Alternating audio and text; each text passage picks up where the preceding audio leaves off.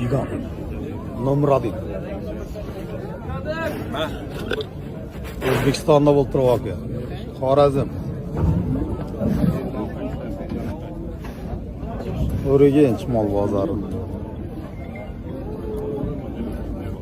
Necha so'radingiz? 80 so'ra. 80dan teraziga so'rab turibdilar yana realniy savdosi. Xudo xolasa teraziga chiqsa videosini qo'yamiz. Ko'rasizlar nasib etsa. Burga chiqay bu mol bozori. Bering bu. Bering bu. Beskitkamag'i? Ya o'z cho'lingizdan navchisa qaytib beringlar. Bering. Bering bu odamni. 80 dan. Bering bo'ldi. Bering. Buni ortib bo'lmaydi.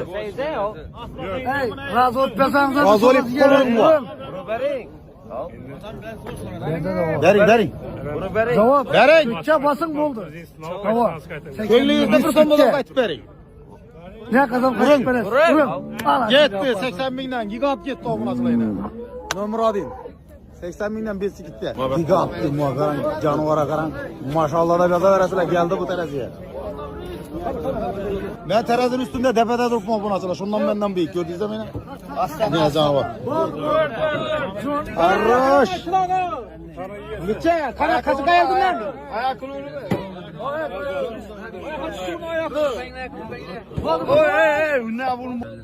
İna obunachilar. Bir tonna 250.